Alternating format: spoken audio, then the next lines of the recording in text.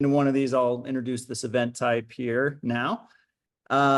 We do these events to try to help our community learn how to pitch an agency, top solutions provider. A lot of new partner managers haven't done it. A lot of experienced partner managers maybe just haven't gotten the right advice and have been kind of running into walls with their first initial pitches. And this type of event hopefully will give you some good insight into what works, what doesn't work. And it's really great for if you're at a conference or if you're at a dinner, if you kind of are able to pull an agency aside for just 10 minutes. Everybody has 10 minutes to pitch in these things. And just give them kind of the quick gist of what they should really be looking at you through the lens of, if that makes sense. And get that second meeting, get that lunch and learn, or get that bigger sort of call with Nick's team in this scenario. Yep. Thanks, buddy. Thanks, Oscar. And we're all in spotlights here, but I think I can remove people from spotlights. So we're going to have one at a time. Everybody has 10 minutes. I actually time these pitches. So I will let you know probably in chat when you have like a minute left. And if you start to go over, I'll have to jump back in and kind of tell you time's up. Between Michael, Alex, and I think Dennis is in here as well. We have 3 pitches. Which one of you guys wants to go first? Michael? I'll go for it. Yeah, absolutely. Hi, everybody. Do you want me to yeah, so I'll get started here. On my view, Nick, I don't know what you see on your side, but do you see 6 people in the spotlight right now? Hi. Yeah, I just got Nick at full screen here. Nick at full screen. So let me add myself to the spotlight. Let me add Michael to the spotlight. There we go. That's the right view. Alex, you can kick out my note taker as well. Okay. Which one is that? Sorry, I didn't hear who said that. That was Chase. Oh, Chase. Yeah. I mean, honestly, doesn't matter. There's like 15 in here, so it's all good. But thanks, Chase. So let's do this. Michael, I'll put 10 minutes on the clock and you can kick it off however you want. Some people share their screens. I'll enable screen sharing actually, just before you do that. Some people don't. Some people just keep it conversational. There's no right answer. And then we'll review, Nick and I will review just quick positive feedback right after yours. Then we'll go to the next one. And then after all 3, we'll do some constructive, what each one and maybe everybody probably could have done differently, right? That's okay. That's great. All right. You're at 12:11 my time, technically. So I'll give you till 12:21. Go ahead. Awesome. Hey, everybody. I'm Michael, e-commerce junkie, founded an agency and now trying to do a SaaS. I was actually trying to do them both at the same time because what I was really trying to do is build the tool that I think we actually kind of needed in order to progress from being kind of like a dev and CRO shop to being even more hardcore on dev and CRO, specifically towards growth. Now, what am I really talking about? I'm pretty visual, so if you don't mind, I'll pull up my screen and show you exactly what I'm talking about. So we made a front end for Shopify, and get this. I was an early investor in some headless stuff and then kind of got the weird feeling that was going to make things more expensive and harder. And like there were some problems with it. So I thought, okay, well, how do we do like the benefit of headless with the benefit of the Shopify ecosystem? And then like, what's something easier than headless, not something that's harder. And we ended up making this platform, but we started with how do we make Shopify stores insanely fast? And the best way that we found to do that was to not use the theme architecture, as crazy as that is. So we made a full headless platform that's adoptable as a SaaS. So we don't even use the word headless when we're talking to merchants, but like, that's what it really is. And without going into too much detail on the product, big picture, like the idea is that with a fully modernized front end approach, everything is faster for the end user and it's actually faster to build. But that's not it. Like you can also copy and paste ideas from one brand to another because it's full no code. So you don't have like compatibility issues and stuff. And we talked about page speed. We also thought, well, okay, let's see, what are the things that you're most likely to want to drop in on a site? programs, applications, templates, and stuff, there's in many cases an 80% sort of identifiable pattern, whether it's basic UI stuff or which apps that if I told you what industry we were talking about, you could probably tell me what the tech stack should be. Let's pre-integrate all that stuff. Let's make that super easy to activate all those things. So like Pareto principle, right? What's easy to do that brands mostly want to do? And I don't mean the top upper echelon of brands that, of course, they should like spend a lot of money on custom UX and custom everything. Like they should do that. It's a good use of funds to create that high level differentiation. But for all the other brands, honestly, they're just going to probably want to riff on some of the ideas they've seen out in the world anyways. And without telling them, hey, you're just copying stuff. Like the realistic world is that we do want to be able to take advantage of best practices. So how can we get to those best practices as quickly as possible? And then riff from that point. So whether you want to think of Nyla as like a good boilerplate, hopefully, it's super fast, high performance, and you can basically then go on top of that and build super custom things on. Or if you want to just think of it as like, hey, we instead of managing our own Dawn theme alternative, we can own our own agency turf part of Nyla, basically in this like way that we would co-pitch with you guys. Let's say you're really good at, I'm just going to make up something like outdoor sports brands, something like that.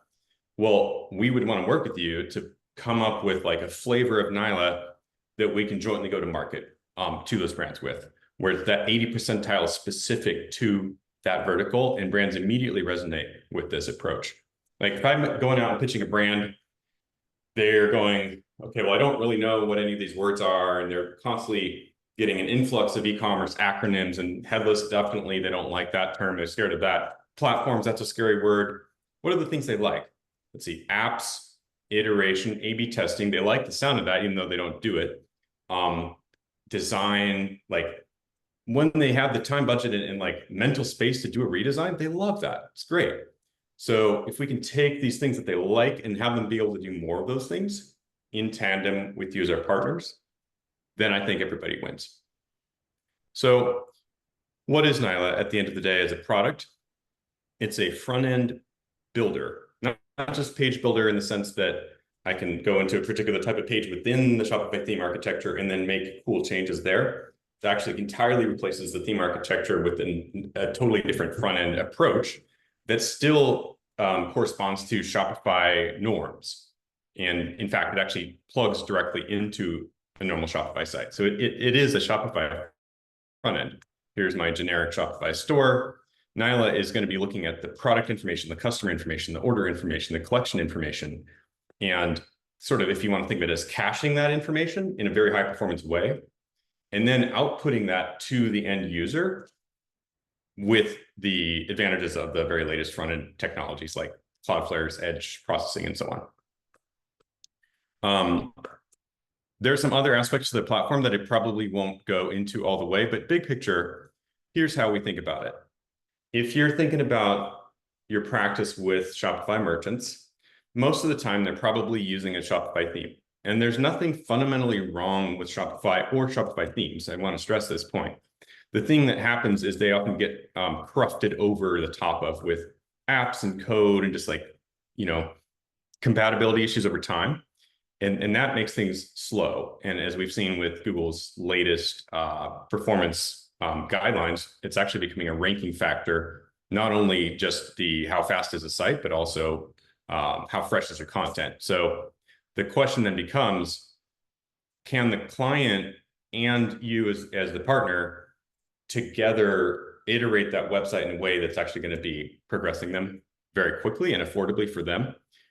And for a lot of brands, the answer is yes. But for some, they actually can't afford what they may be used to, given the combination of new factors like PCI and GDPR and accessibility and all these different subject matter expertise areas that if you have to do all those things separately, or even if you have a stack of agency services or productized offering around that, that can still be a challenge to do all of those things in a way that can be cost effective for all customers.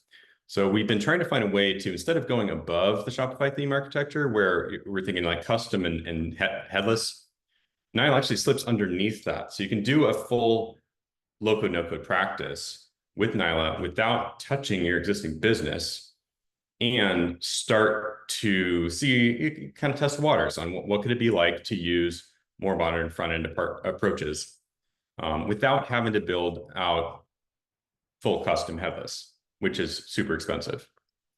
So this is a platform that we've been working on for 5 years. Our head of product design is ex-Shopify. Our head of product is ex-Amazon. So we're trying to bring together those two ways of thinking about, like, we need everything to be highly aesthetic and brand oriented, but we also need it to be efficient on the production side. And I'll leave it at that. All right, so you got technically 3 minutes left. So if you guys want to riff on some of Nick's questions, it's up to you.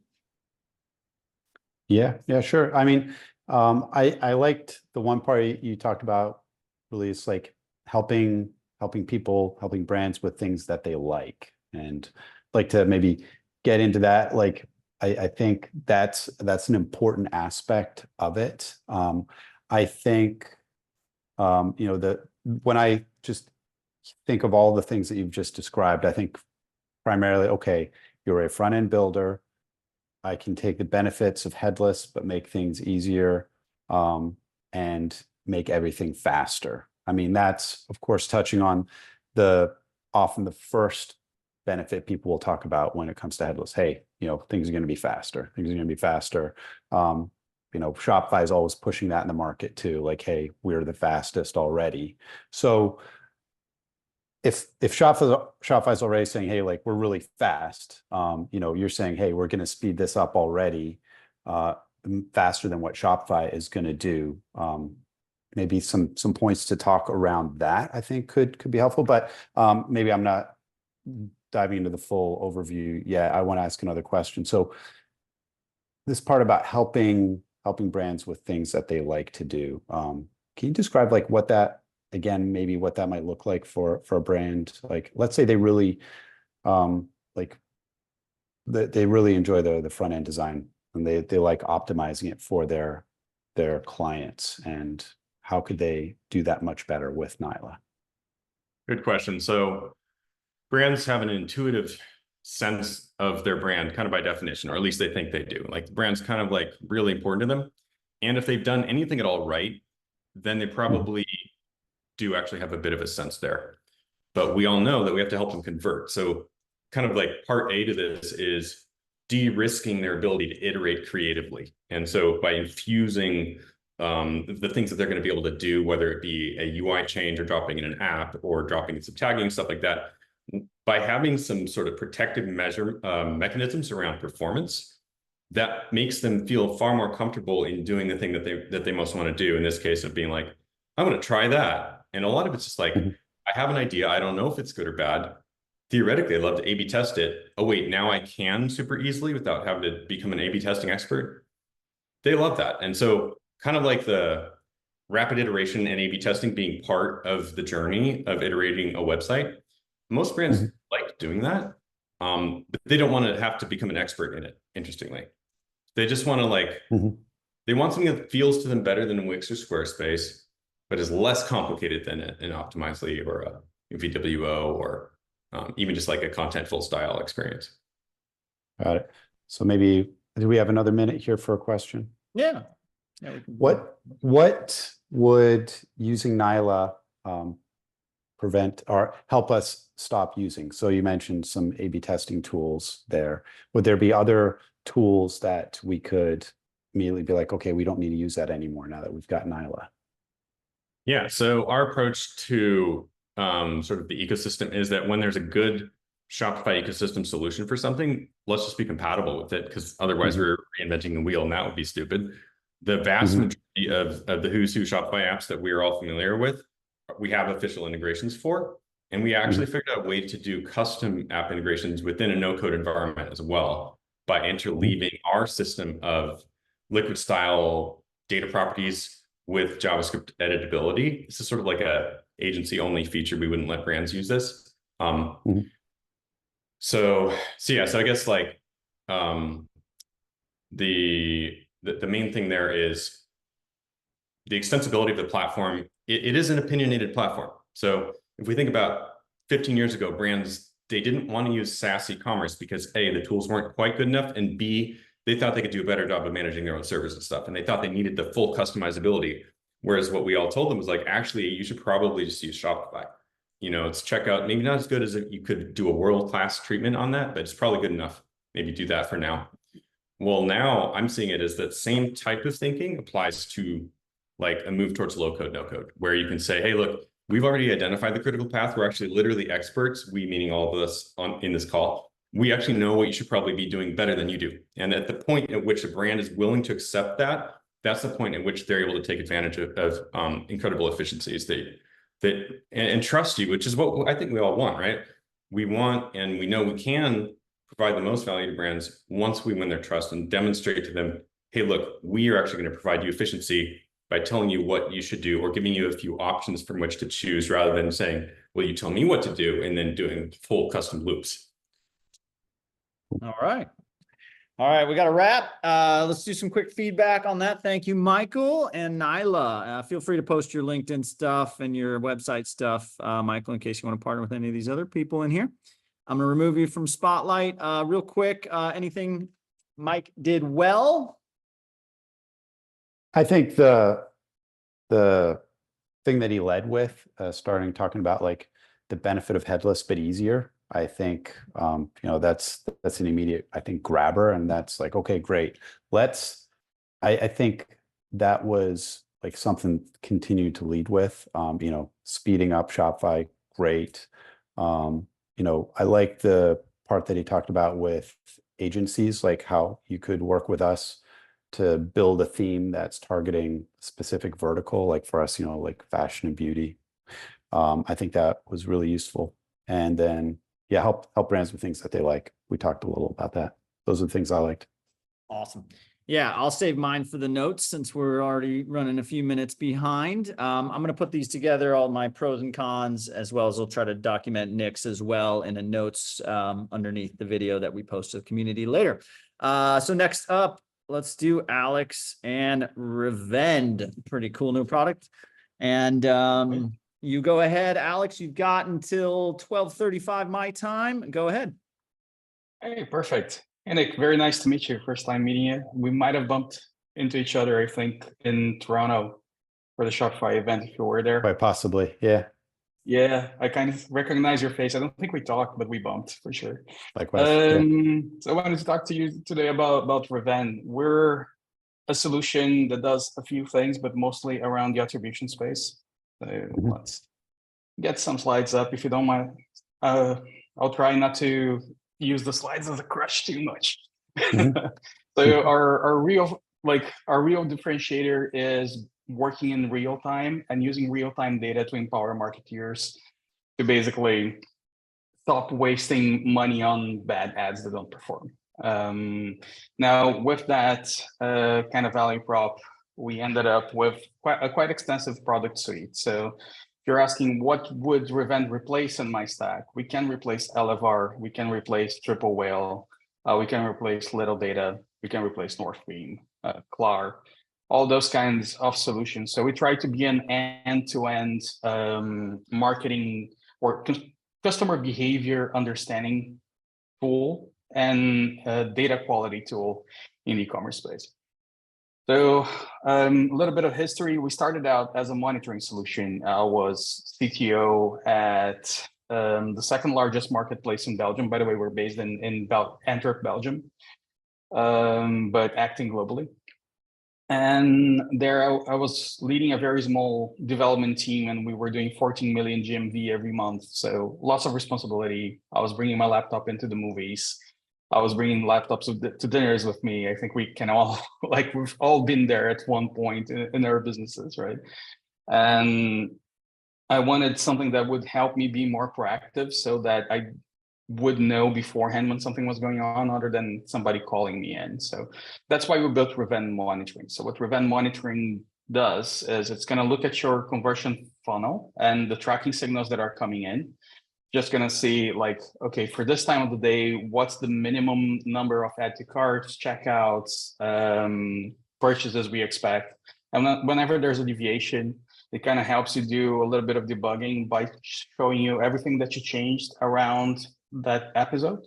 So base monitoring solution, which is dependent on tracking signals. And when we were doing that, we realized, well, everybody's tracking setup is not quite as good as they think, and especially with iOS 14 and now the deprecation of third-party cookies, everybody's kind of running around and trying to find the best solution to still have data on their customers in a way that's reliable. We're seeing brands complaining about 40% direct traffic, 30% direct traffic that they cannot explain in their attribution reports, and a discrepancy between orders in Shopify versus their analytics solution of choice, sometimes Amplitude, sometimes GA, of like up to 20%. So we figured the next thing to build would be the tracking solution. And the main problem we've seen so far with tracking solutions is an agency will come, will do a very good first tracking implementation, and then the brand evolves that Shopify team. Sometimes a second agency comes by, and all that code just kind of stays there. And if nobody is keeping a watch on data quality, it's quite often you're shifting scales in your tracking. You're also maybe not sending as much tracking as you should for your add to carts if you added something like rebuy, or if you added some extra tools to help you cross-sell, upsell. Not all of them report equally well. So what we have built is basically an all-in-one tool for tracking inside Shopify. It's a one-click install, and it will use the Shopify Web Pixel and the Shopify webhooks to gather all the data about customer behavior, both client side and server side. And then it stitches that together and puts that forward into whichever destinations you want. So we can feed Google Analytics, we can feed Google Tag Manager if you want to do your own distribution to other pixels, but we also have direct connections into Google Ads, Facebook Pixel, TikTok Pixel. You can imagine all the other destinations. Except Klaviyo, we're working on an integration with Klaviyo. It's not there yet, but we really want to get there. So that's part one of the solution on the left, and then we can talk a little bit about attribution. So fixing that 30 to 40% gap. What we see is there's a lot of tech out there that focuses on first touch, last touch attribution, or a big black box that just kind of figures out what's the magic winner for every order. And you cannot really get an explanation out of that. We don't like that very much. So what we have done is we have created a multi-touch attribution model that just takes the tracking signals as kind of the source and attributes a monetary value to each one of the events you're generating, and then splits the attribution at the end of the day over the entire customer journey based on those signals we got from the users. And we also use that to report into the conversion APIs. And by doing that, we're effectively, so Facebook over attributes, Google over attributes, everybody knows that, right? And if you're reporting the right numbers, it actually means if you ask for a rows of 3, you're getting a rows of 3 for the portion they contributed to your traffic, and not 3 based on everything that they think they sold for you. Which makes them work harder. And we've seen a boost of 20% to return on ad spend for most of the brands we've been trialing this with. So to give you a more concrete example, if your first touch on your buying journey came from Instagram, an Instagram post or Instagram ad, sorry, you click through, you're viewing a collection page converts at 2%. Let's say the product price is 100, then we're attributing $2 out of that $100 conversion into that view collection event, and so on and so forth. So for the view product, 4%, and then in the end, Instagram gets $6, Google gets the other $23, Klaviyo gets $71 based on the events you see here on the left. So basically, Klaviyo was your last touch, and it's giving the weight to the events that are converting more rather than based on acquisition. But you can activate a focus on acquisition where you give 50% boost to your first touch. That's configurable. You can decide how the model works. But we found that this is a pretty fair model and helps the marketing teams look at this holistically and not channel specific as well. And so coming back to the monitoring story, we started out by monitoring just the KPIs on the funnel, but what we have realized is we can also monitor the performance of ads. And when we started monitoring the conversion rates of ads, we discovered something quite interesting from the AI-based targeting that you can use now on Google and Facebook. So basically, whenever you tell them, I want to hit this row as number, and I don't select an audience, select the audience based on my conversions. That's what I'm talking about. I'm not talking PMAX. I'm not talking Advantage Plus. And what we've seen is whenever they start a new period, and that changes cyclically, they will underperform first and send you bad converting traffic in the beginning, even after you're past learning mode. I'm just talking on a day, right? And then at a given point, they will look at your ROAS target and say, we have to hit that. So let's send some good traffic. And what you see is something that looks like the chart that's down here in my screen. So you get conversion that is within the average normally, and then at a certain point, it just jumps up and gives you good quality traffic to hit that ROAS target. And what we have discovered working with some of the brands we do, like Loop Year Plugs, is if you ride that wave and you lower your ROAS targets at that point, you actually get more of the good traffic in. So you're effectively amplifying the peak by doing that. And the same thing happens on the opposite. So if you're getting bad traffic and you put your ROAS targets up when it's coming in, Facebook will basically stop sending you traffic for a bit on that ad. And we have a recommendation engine that will look holistically across all channels, over all your ads, all your ad creatives, and suggest a shift in budget to put the budget over there. And you get this in real time as the peak is happening. So what you're looking at is a Slack message right here. And once you click apply there, you start seeing the results pouring in and the difference that applying that recommendation made. After a while, it's kind of normal. Things go back to baseline, right? So we're not here trying to advise you on your total ad strategy. We're here to let you take advantage of the opportunities that present themselves in real time.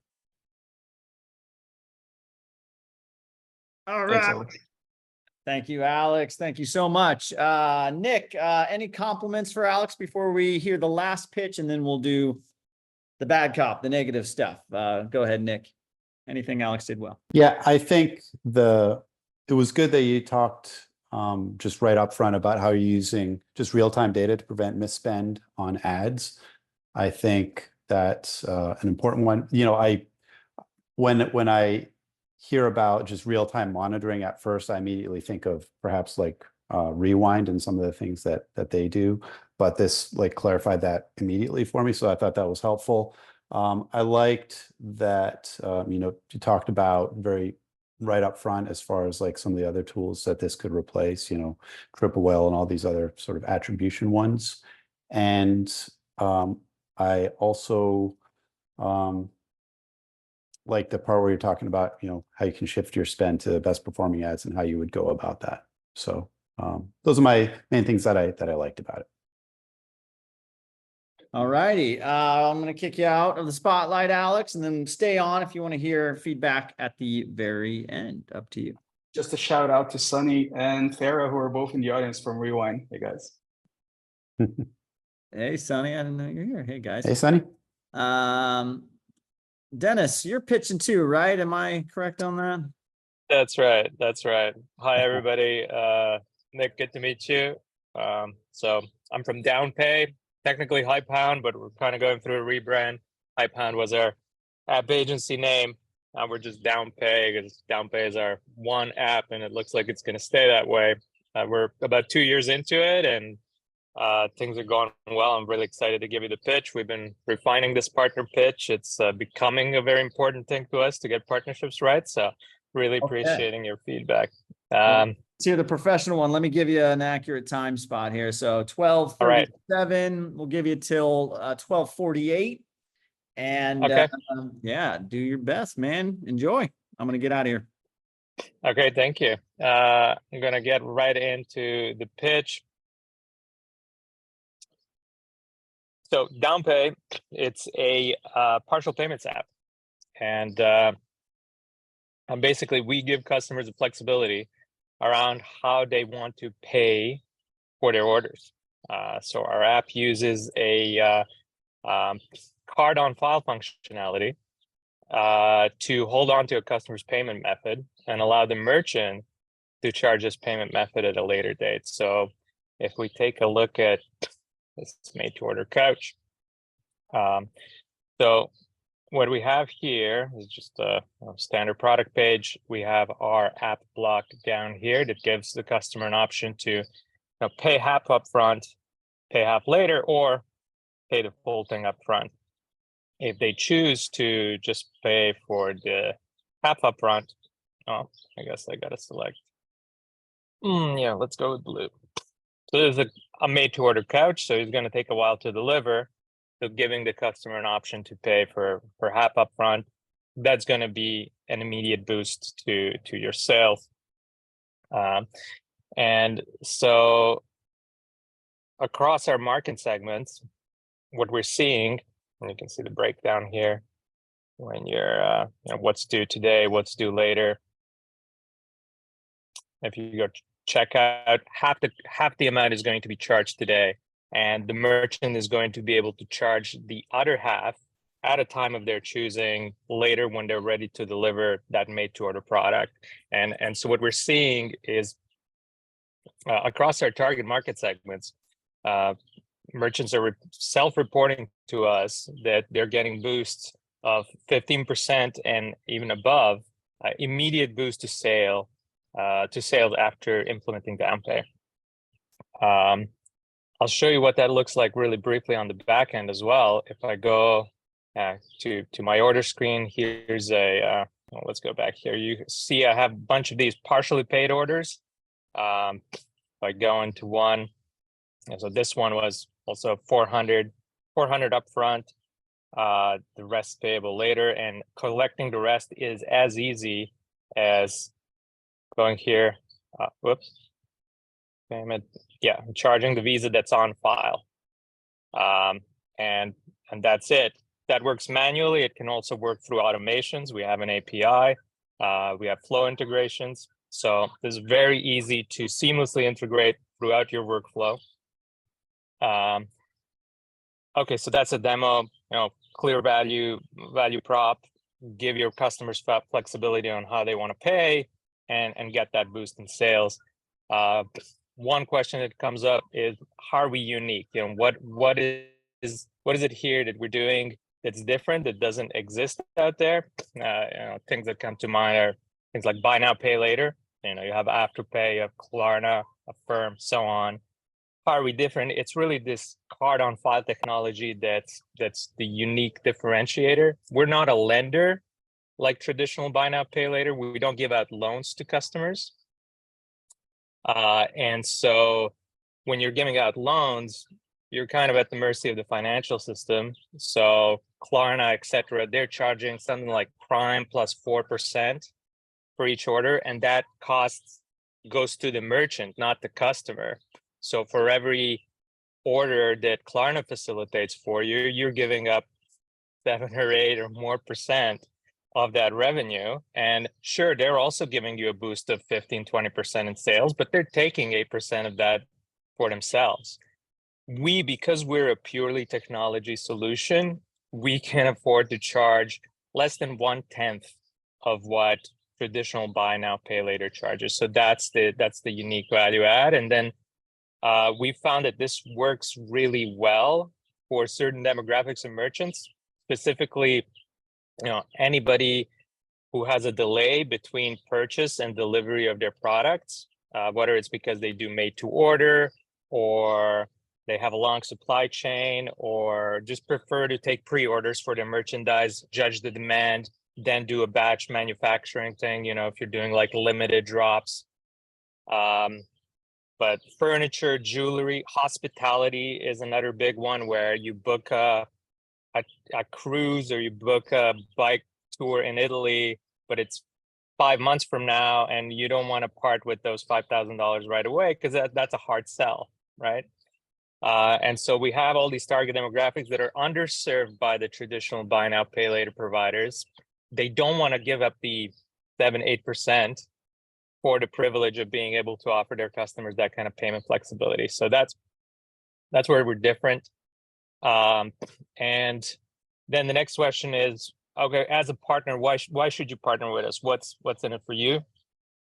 And so, for us, it goes back to being a sales booster, to helping your merchants, the merchants that you're working with, helping them sell more, so that Downpay is an easy thing that you can integrate for the customers that you work with who are on Shopify.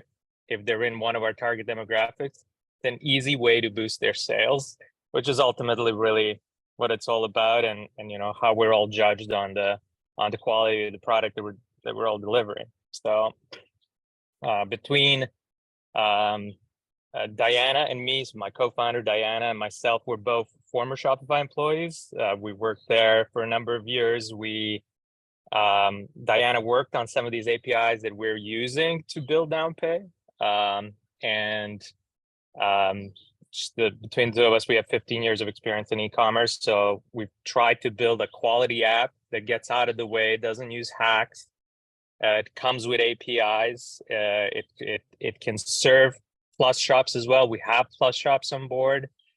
We've had days where we processed tens of thousands of orders for individual Plus shops. We know it works at that scale. So we do believe we're a partner that you can count on, even though we're still small. We're just 3 full-time people and some part-timers, but we're out to really serve this market. And in terms of what we offer to partners, we want to make you look good with your merchants. We want to be that sales booster. We offer discounts, as an added incentives. We will give you a discount that you can pass on to the merchants that you work with to strengthen that relationship. They're only going to get that discount if they come through you. Where a revenue share is not off the table, but so far what we found with a lot of partners is that they really prefer that relationship boosting aspect of things. But we're pretty flexible. We're still very fresh in our partnerships journey.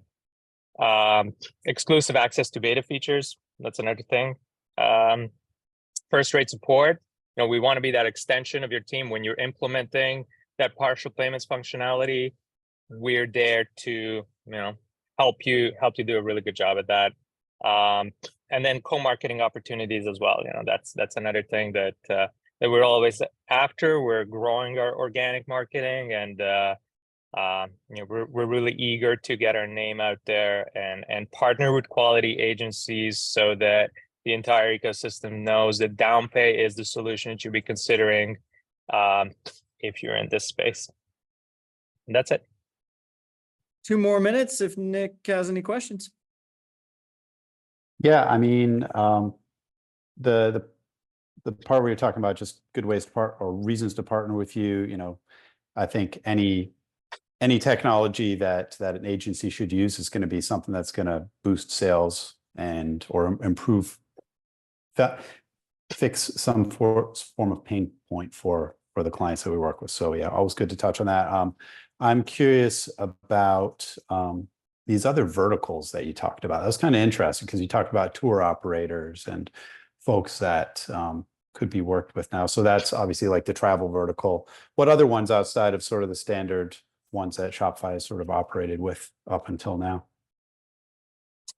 Yeah, so those verticals are very interesting. If you have any particular questions, what you'd like to hear about those?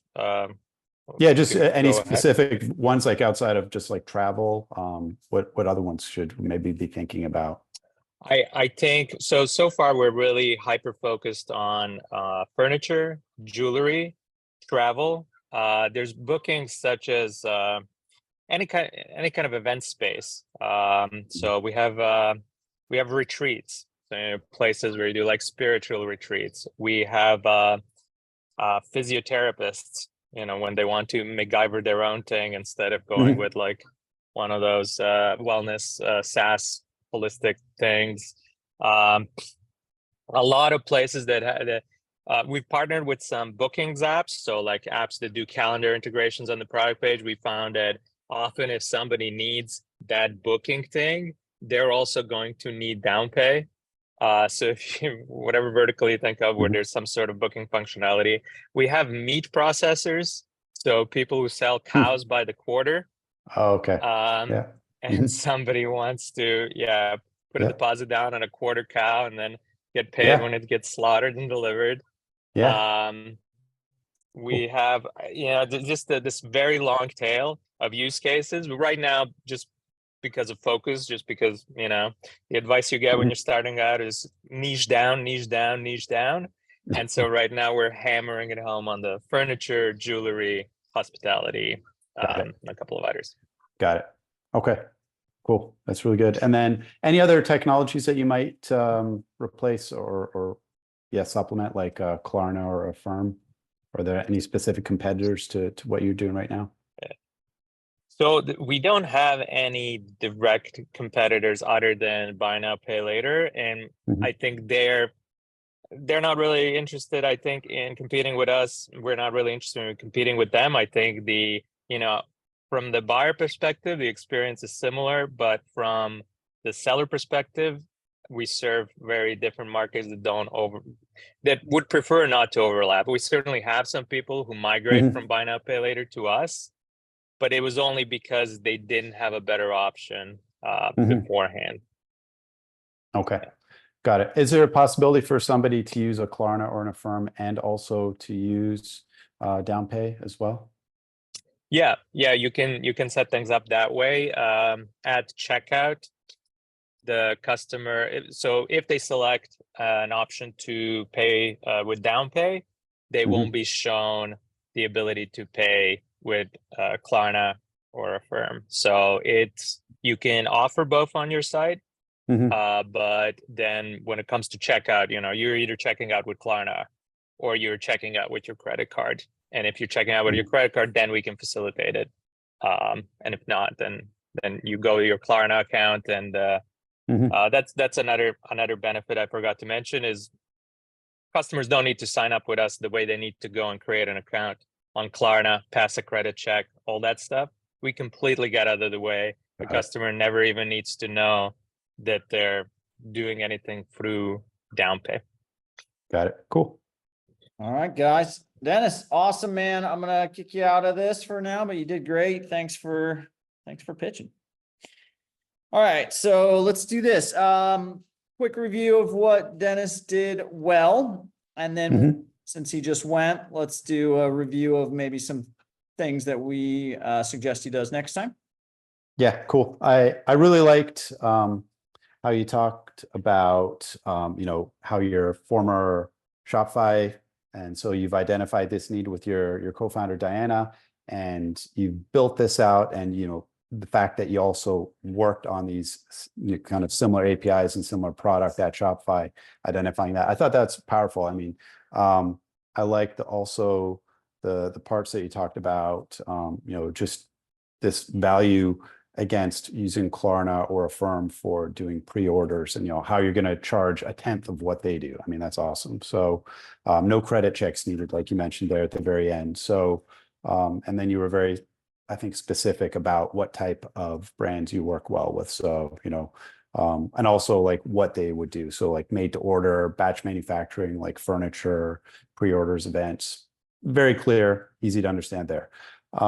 What I would say, the things that you could have done better, because it's very closely tied to that, is I think a lot of that was at the end. And so if you put more of that stuff up front, like, hey, we are ex Shopify, we recognize this gap. And so here we are, we left and we built this thing, and we've done it at a much lower cost than using, something like Klarna or Affirm. And this is who we go after. And this is really, like, that's our value. And I think that would have been like my main thing. Like, you had a lot of good points covered, but it was just sort of in the wrong order.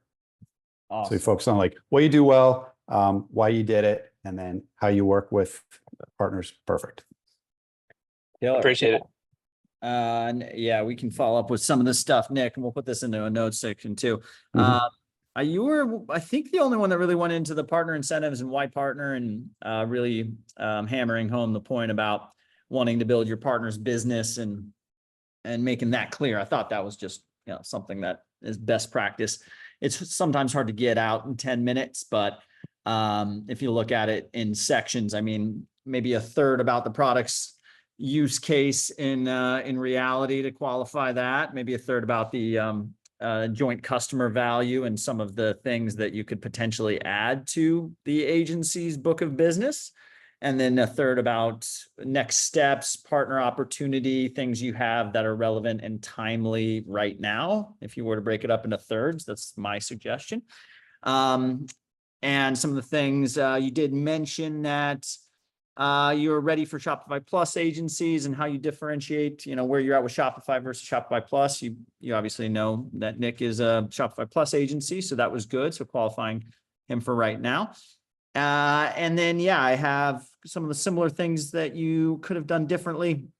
The product demo, it's risky to do a product demo in 10 minutes. I think having a little bit more of a slide that shows the product in practice and maybe another screenshot of the back end of the Shopify stuff, so you don't potentially run into latency issues or something that could happen in a live product demo. If you have more time, of course, but 10 minutes, it's tough to just rely on the product demo. It could backfire on you. It definitely backfires sometimes. It does sometimes. So save it for when you have maybe a little bit more time, is just the suggestion for these 10-minute. And again, these types of pitches are for when you pull a partner or a potential partner aside at like a conference or dinner or something really quick.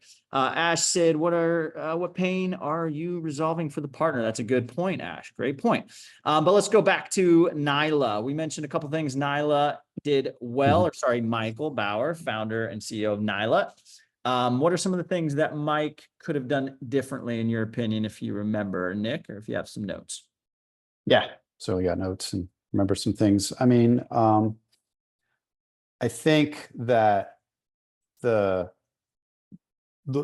way that the product and what it's solving is something that's quite new, and so it's just a new way of doing things. And actually, all of these products are really new ways of doing things. They're solving for needs of Shopify brands, and so I think one thing you could have maybe put into words a little bit better in your presentation, Michael, was around like, hey, I've been, and I think you did to an extent, but it wasn't as crisp perhaps as I would have liked, but it would have been around, hey, we've been working with Shopify brands for years.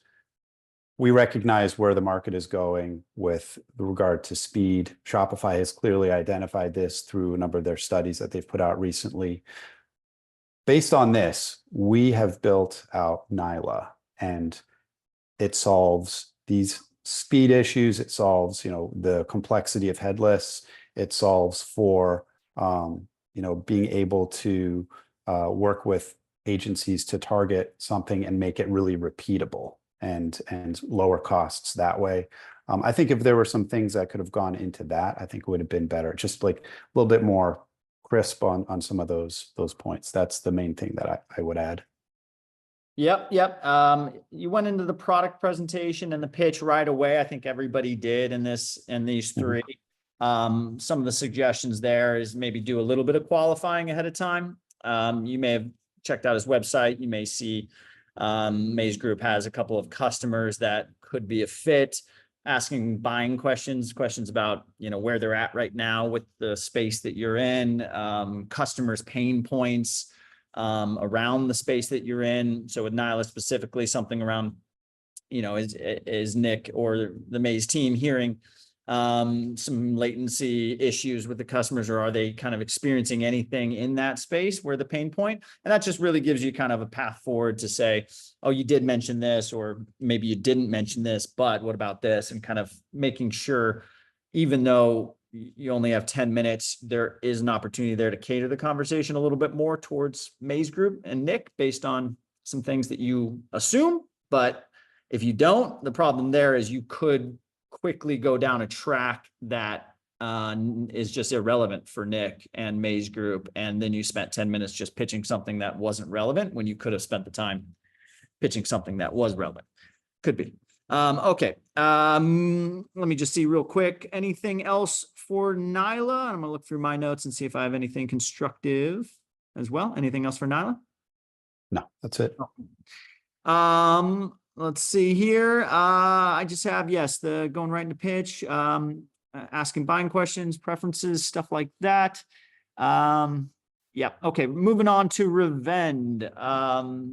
Open with friendly chat. I thought that was great. Good backstory. You leaned on the advantage of hearing the previous pitch and you went right into answering the questions about where Revend compares to some of the leaders in the space, something like that, really quickly, which Mike didn't have that advantage because Nick asked that at the end of the presentation, but you leaned on that. That was really smart. But what did Alex and Revend maybe miss or do? Sure. I think when it comes to any technology that's focused on data, it can be hard for too much data to get out there and in the presentation itself, and make it really tricky to kind of focus, like for me as the person listening, what's the most important parts that you're trying to communicate. So for me, like your slides had a ton of words on them, like some of the screenshots and stuff. There's like a ton of stuff. And I'm trying to look at that and listen to you and take some like notes. That's a little challenging. So if you were able to trim it down to what's really just getting back to what's the most important point that you're trying to convey and how can you do that in the quickest way possible. So I think one thing you could have also maybe done is because of course, everybody, like I think here knows ecom fairly well, but we all have expertise in different areas. Maybe if you'd ask me, hey, what's your experience with performance marketing, or what's your experience perhaps like you'd mentioned, Triple Whale and these other tools. So be like, okay, great. You understand this a little bit here. Let me kind of tailor this towards you. Or if you don't, hey, let me tailor it a little bit differently. As it is, I do know a decent bit about those tools, but I would say also, answering what sort of pains you solve for brands. I mean, it's clear like, hey, everybody knows we're overspending on marketing and we want to, get better at that in any possible way. And obviously there's so many different ways to attack that problem. Any problem in e-commerce can be attacked from any number of ways. And I think, everybody here has got their own solution for a given problem, but I think it's helping answer some of those specific pains, I think would be more helpful. Yeah, I think the big one I have for you, Alex, is you ran out of time before being able to have that conversational sort of pitch where you're asking questions. Some of the better pitches, or at least the more preferred pitches that some of our agencies had, especially with these 10 minutes, is no slides at all. And being able to just have that conversation. Because some of this is also, you want to keep your cards a little bit close to the vest, where you want to find out where Nick's interest is and where May's group's interest is. And that could be around the product, but maybe it's around your partner opportunity. Maybe it's around something collaborative that you think you can do together, and using the 10 minutes to kind of flush out what is interesting so that you can get that second meeting and you can prepare a little bit more, prep your presentation around that specific thing that you're going to pitch. And with partnerships in general, for everybody, it's like, it's not always about your product, especially if you're pitching a partner manager. Yes, your product does have to be good and have to have product market fit, or at least on your way there, for Nick and May's group to put your logo on a partner page, or at least talk about you to their clients. But if you're really interested in working with the May's group, you kind of have to find a doorway in, and that is not always implement my product today or test out my product today or get in the product demo right now. It's not always that, I maybe one final point to that, which applies to everybody, is John Barrows, sales guy. Actually, he worked with Shopify for a while too, but he made the point yesterday that like he takes sales calls all the time for sales technology for his company, and the first question he's been asking folks lately is, what do you know about my company? And out of those 20, he waited until he got to 20. 14 of those had never researched this company before, knew nothing about it. So fully 2/3 like had known nothing. So I'd say like use that as a takeaway, like everybody that you talk with, it's so easy to just look at the site or just plug things into like Perplexity or wherever and learn a little bit more, and you'll be much more informed. Oh, yeah, yeah. I think a couple of my points on there are around that, but more focused on, okay, well, where are you at with our position in the space, as far as Maze Group goes? Asking those questions, I think, is the important thing, just making sure that you know where to take the next several Or minutes. keeping it shorter because you don't have to ask those questions because you already know. Just like, hey, I understand this. And then people are like, yeah, actually, that's right. And move on. Yeah, or being honest, I didn't have time to look at the website. Let me just ask you a couple questions so I know what's going on, and then I can cater the rest of the call towards that, and that could be it too. Yep. We are over time, so Nick, I want to be respectful of your day. I'm sure you've got meetings back and forth today. So Nyla, Revend, and Downpay were the pitches. The Maze Group and Nick Thompson here. He's our guy. Hope everyone got some value out of this. I know I always do. So hopefully it's good for you. We'll keep these going. Thanks to Nick. And Nick, Thank you, everybody. Reach out to you, connect on LinkedIn, find you. Yep. Absolutely. Hit me up, guys. Yeah, I posted his profile links and stuff. You can find him in the marketplace. He may not accept your partnership request if you send it, but maybe he will. I don't know. Take care, Nick. Thanks all. Take Bye-bye. care, everyone. Bye.